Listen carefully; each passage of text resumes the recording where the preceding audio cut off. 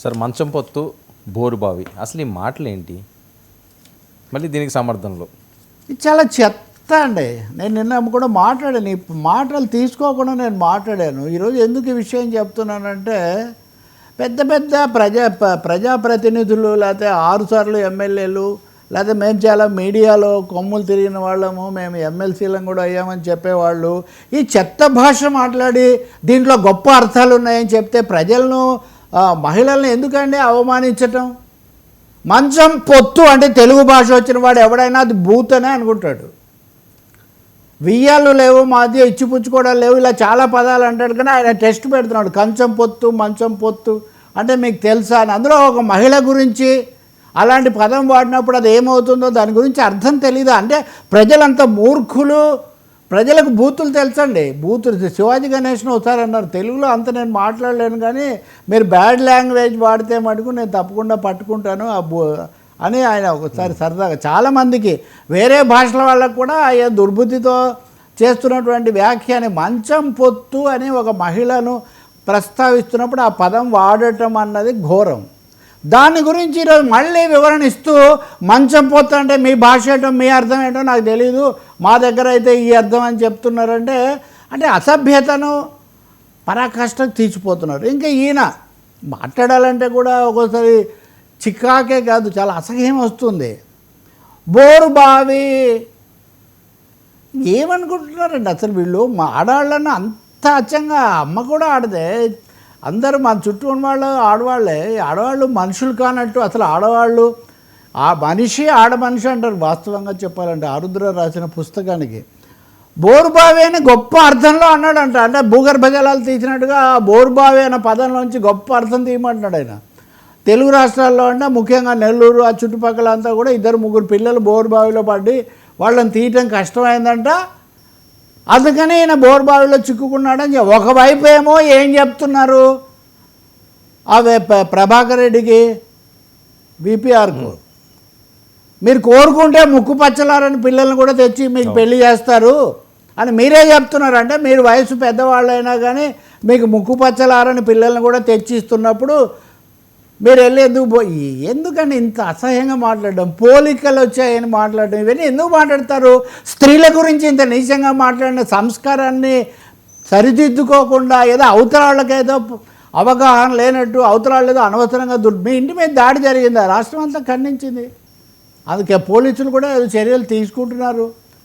ఇంటి మీద దాడి కంటే మనసు మీద దాడి, మహిళల మీద దాడి ఏం తక్కువది కాదండి. దాన్ని దిద్దుకోకుండా మంచం పొత్తులో మహత్తరమైన అర్థం ఉందని, బోరుబావిలో బ్రహ్మాండమైన వేదాంతం ఉందని ఈ ప్రజాప్రతినిధులు చెప్తే తెలుగు ప్రజలంత మూర్ఖులు కాదు. తప్పు దిద్దుకోవడానికి ఉన్న అవకాశాన్ని దిద్దుకునే బదులు ఇంకా అదే బూతును రుద్దడానికి ప్రయత్నించడం ఘోరాతి ఘోరం. ఆ పార్టీలో నాయకులైనా కానీ వాళ్ళ నోర్లు మూయించకపోతే గతంలో 2 సార్లు దెబ్బతిని అధికారానికి వచ్చాం అన్నది పోగొట్టుకున్నారు. మళ్ళీ ఇప్పుడు ఒకవైపు ఏమో మా వైపే చూస్తున్నారని చెప్పుకుంటూ బూతులు వినడానికి ప్రజలేం రారండి. అదే తెలుసుకోండి. సహాయం చేస్తారేమో, ఇంతకంటే వాళ్ళు పథకాలు అమలు చేస్తారేమో అని వస్తారు. కానీ వాళ్ళకంటే వీళ్ళు బూతులు ఎక్కువ తిట్టారు, వీళ్ళకంటే వాళ్ళు ఇంకా నీచంగా మాట్లాడారు అనే దానికోసం రారు. నాకు నిజంగా ఈ 2 కేసులు నిన్న నేను మాట్లాడాను రాజకీయంగా కూడా.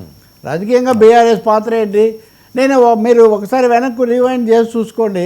రేపు ఆయన ఏమి ఎక్స్ప్లెనేషన్ ఇస్తాడో చూద్దామని కూడా నేను అన్నాను మీతో.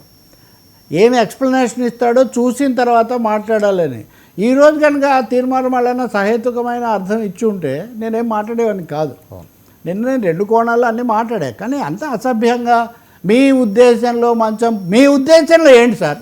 పదే మంచము పొత్తు ఏం సార్? మంచం అనే మాట వచ్చేసరికి అంత ఊగిపోవాల్సిన అవసరం ఏమొచ్చింది సార్? పెద్దది అది మొత్తం ప్రకృతిలో ఉన్నటువంటి విషయమే. దాన్ని ఎందుకు అంత ఘోరంగా మీరు ఇన్నిసార్లు మాట్లాడుతున్నారు? అంతకంటే మంచిగా చెప్పలేరు. పిల్లల్ని ఇచ్చుకోవడం అంటారు, లేదా పెళ్ళిళ్ళు చేసుకోవడం అంటారు. మంచం కంచం అనేది స్నేహితుల విషయంలో వాటిలో ఒకే మంచంలో తిని ఒకే కంచంలో తిని ఒకే మంచంలో పడుకునే వాళ్ళం అన్నది సేమ్ జెండర్కు చెందిన ఫ్రెండ్స్ విషయంలో అంటారండి. ఆడ మగని కలిపి అనరు తెలుగు వాళ్ళు. మరి మన మీడియాలో రచనలు ఇవన్నీ చేసిన వాళ్ళం ఈ విషయం తెలియక అంటే అదేం పెద్ద మహా ఇదే నేనేం చెప్పట్లేదు ఏది, ఒకవేళ ఎక్కడైనా పడుకోవటము లేకపోతే మంచం మీద పడుకోవటం అంటేనే నేరం. కానీ అసలు ఎందుకు ఈ అసభ్యమైన చర్చలన్నీ చేయాల్సిన అవసరం ఎందుకు తీసుకొస్తున్నారు? దాడులు జరిగిన తర్వాత అయినా కొంచెం నాకు కాస్త ఏదో పొరపాటు అర్థం వచ్చినట్టుంది, నేను దాన్ని వెనక్కు తీసుకుంటున్నానని చెప్తే అయిపోలేదా? సో ఇంకా బోరుబావిలోకి ఆకాశము నుండి శంభుని శిరం అందుండి సీతాద్రి అని పవనాందోళకములు చేరే గంగాకూలంకష పెక్కుభంగులు కదా వివేక భ్రష్ట సంపాతములు. ఆ పైనుంచి పాకి పాకి పాకి చివరకు అధఃపాతాలని పోయినట్టుగా తెలుగు ప్రజల యొక్క భాషా సంస్కారాన్ని, రాజకీయ చర్చల యొక్క స్థాయిని, మానవ సమాజంలో ఉండాల్సినటువంటి సంస్కారవంతమైనటువంటి సంభాషణ ప్రక్రియను నీచ స్థాయికి దిగజార్చి దాన్ని ఇంకా గొప్ప విషయంలాగా సమర్థించుకోవడం చాలా దారుణమైన అంశం. ఇప్పటికైనా కానీ తగ్గించండి. కనీసం 2 సార్లు 3 సార్లు దెబ్బలు తింటూనే ఉన్నాం మనం, అయినా మారటం లేదు. ఘోరం.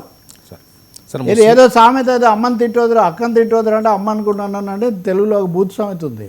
ఇంక ఇది ఇట్లాగే ఉంది, నేను అట్లా అనుకోని ఇట్లా మీరు ఇట్లా ఏంటండి ఇది?